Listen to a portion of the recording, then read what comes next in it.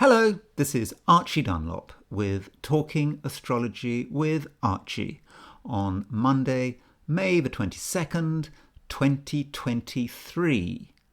Yesterday, I talked about Donald Trump, and my big problem with Donald Trump is his attitude to the environment. As president, he couldn't care less about it. Indeed, he seemed to enjoy winding up liberals and progressives through his environmental vandalism. But if you think about it, are the Democrats really any better? I have observed Democrats in action in local politics where I am, and really they're just as bad as the Republicans. They're quite happy for big warehouse projects to go up. They don't care really about the environment, development, affordable housing. These are the things that matter. Yeah, affordable housing, of course, does matter. But as far as the Democrats are concerned, no, they're just as bad as the Republicans. In fact, we have a Democrat government, certainly a Democrat president in the United States. And under his watch, the United States have committed the most horrendous piece of environmental vandalism when America blew up the Nord Stream 2 pipeline in the Baltic Sea. I mean, aside from being an act of state terrorism, this explosion caused a huge amount of gases to be released, and so this shows that it's all nonsense. All this concern about global warming, all this kind of stuff that the Democrats say they're so worried about. Yeah, it is complete nonsense. And you look at the British government. They claim they're into the environment, yet they ship uranium shells to Ukraine. So yeah, all this environmental concern by governments is really complete nonsense. So what do you actually do about it? I mean, do you try to get elected? Well, getting elected is difficult, it's expensive, and even if you do get elected, it's not going to get you anywhere. You cannot really stand up against development, against a system that is just obsessed about private property owner rights. Yeah, so election is just not going to work. So protest. Yeah, In America, people really are already concerned about themselves, probably the same as everywhere else. But everyone in America has got their own set of worries. They might get upset. They might protest for a day or two, but they're not really going to get worked up about it because every American is trying to defend their little patch of dirt, and the environment. That's just too complicated for most Americans. Things that go way beyond their own personal interests, they can't get involved in. They can't get involved in that. Again, it's probably the same in Britain or other countries in Europe, but in America, it just seems to be particularly bad. So at this stage, you might think the situation is so bad that you've got to do something drastic. You might be tempted to commit acts of violence, but there's a moral issue with that. It's illegal as well. And plus, are you going to really change anything by blowing things up? I don't think you are. I mean, indeed, if you do change anything, it might change things for the worse, because you may be discrediting the cause you're trying to promote. Aside from the fact you may end up hurting people who aren't really part of the problem. And I now come on to the subject of today, and that is Ted Kaczynski, the Unabomber, because it is his birthday today, and he's 81 today. And his bombing campaign led to a lot of people getting killed. Well, I think 3 people were killed, certainly people getting injured, maimed, losing fingers, this kind of thing. And they were people like computer scientists, just ordinary people who were not themselves involved in destroying the environment. Well, I suppose he wasn't just concerned about the environment. He seemed to be concerned about the modern world, about technology, and it wasn't just the people who were destroying his environment around his cabin. And so what we're going to do is we are going to look at his horoscope, because I think it is actually a very interesting horoscope. It's probably a good example of astrology actually working. So let's see what we can find in his horoscope. So there he is, Ted Kaczynski, born May the 22nd, 1942, at 6:45 a.m. in Chicago, Illinois. Now, so Ted Kaczynski, he had a bombing campaign. He was very good at making bombs. He sent his bombs all over the United States. The reason he was called the Unabomber is, I believe, that the UN part of Unabomber stood for universities. The A was airlines. These were his targets. So a lot of computer scientists were his victims, for example. I think a psychologist was his victim. So he had a range of grievances. So he was someone who was extremely intelligent. He is a brilliant mathematician who became a university professor in his mid-20s. But he had problems in terms of dealing with other people. I think he was a bit difficult, a bit awkward. I'm not going to speculate about what psychological ailment he might have had. So this is his chart, and what do we see? So we can see genius here. He's got Mercury in Gemini rising. So normally with Mercury in Gemini rising, you'd expect to have someone who was really very talkative. He certainly wrote a lot. I mean, the reason he got caught was he wrote a huge manifesto which was published in a newspaper, and his brother was able to identify him from it. And so Mercury conjunct Jupiter, that's perhaps him writing too much, writing so much that he tripped himself up. If we look at his chart in another way, we can see that all his planets, pretty much, except for Neptune, are on the eastern side of the chart. So the eastern side of the chart on the side of the chart on the left towards the ascendant, relates to oneself. The other side of the chart relates to other people. So if you've got all your planets on this side of the chart, towards the descendant, you might live for other people. Your life might be about serving and dealing with other people. But he's the opposite. He's very focused on himself. That's what matters. It's his view of the world, and he's not going to compromise that. And he's thought very, very much about it. He is a major Gemini. He's got Sun in Gemini. He's got Uranus in Gemini. He's got Saturn in Gemini, and Mercury and Jupiter in Gemini. So Gemini, a very active mind, and also very skillful. Not every Gemini is skillful, but when you're someone with a very high IQ, you can put that into action, and that perhaps relates to his ability to make bombs. But also he was a brilliant mathematician. So that's part of his chart. Notice he's got the moon in Leo. The moon in Leo is again, it's very focused on himself. He sees things in his terms, and there's a certain amount of pride there. We also see that he doesn't have any Earth in his chart, unless you count Neptune in Virgo.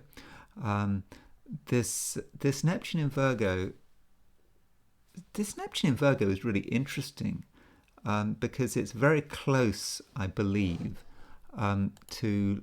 I was not going to look at this chart, but let's just have a look at the USA's chart. This is a chart of the USA.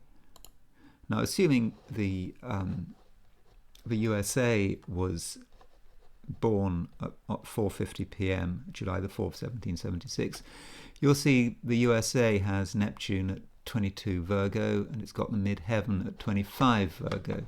So Ted Kaczynski's Neptune is quite close to America's Neptune. So I don't know, his fantasies and America's fantasies, they may be at odds with each other, but they're kind of related to one another. I'm not quite sure how. I suppose he is a typical American.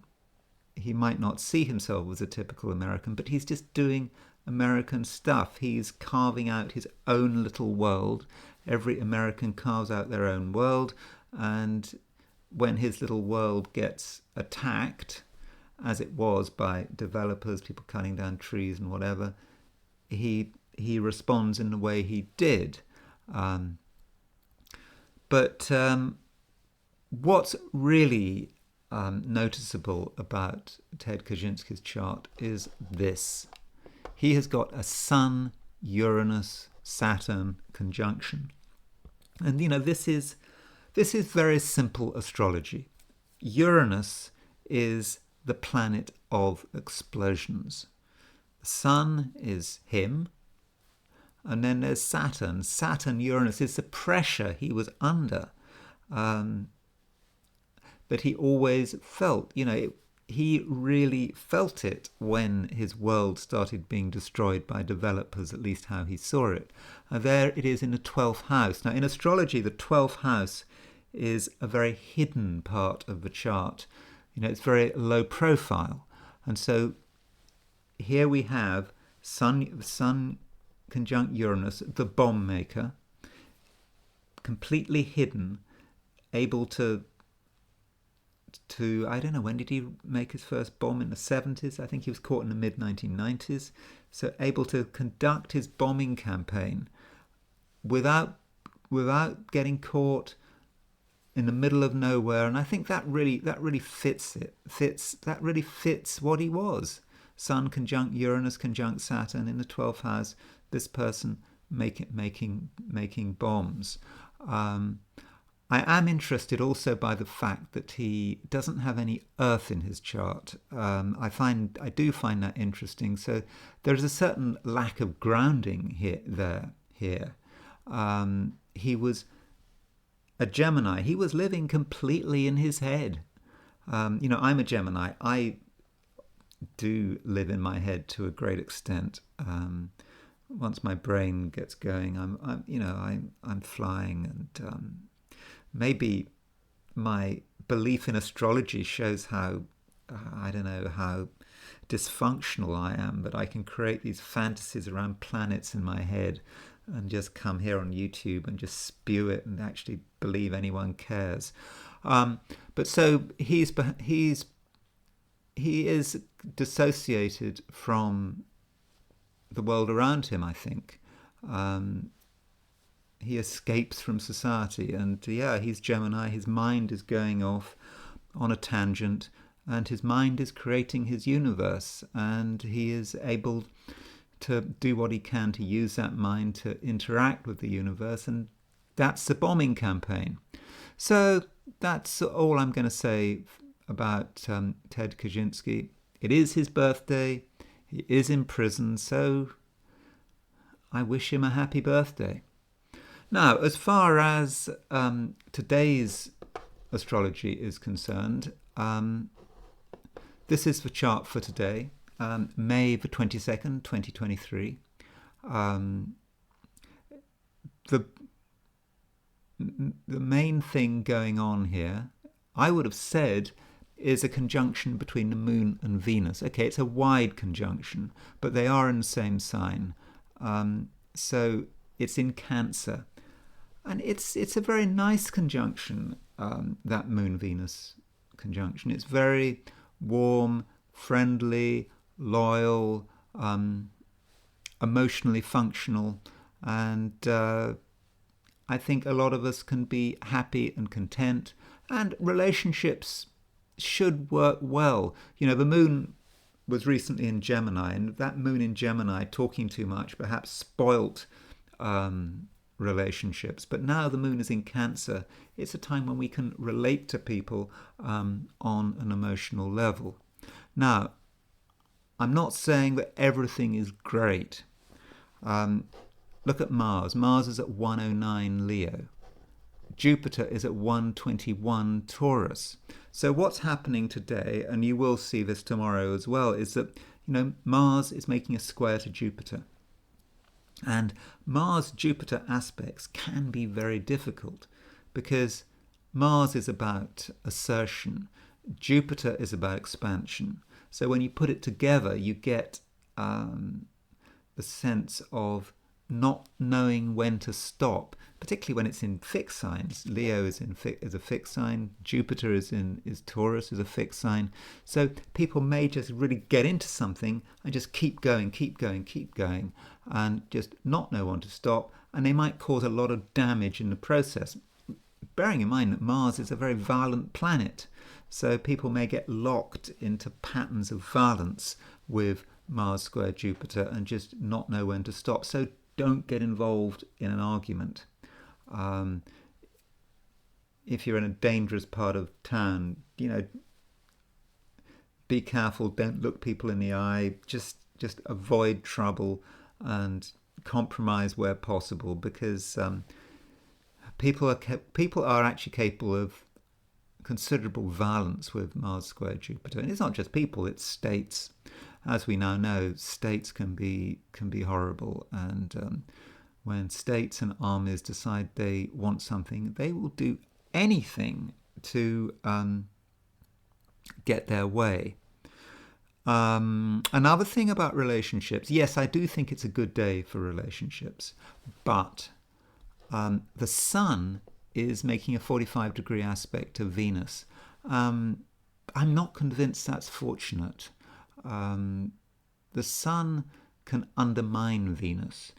You might find that your ability to relate is undermined by a person who is really arrogant and into themselves. So if you know anyone like that and you're getting too close to them, don't be surprised if they make your life a misery. So in terms of relationships, it's all well and good, provided you don't deal with arrogant, obnoxious people, because they could really spoil your day. So as far as the 12 signs are concerned, so here we go.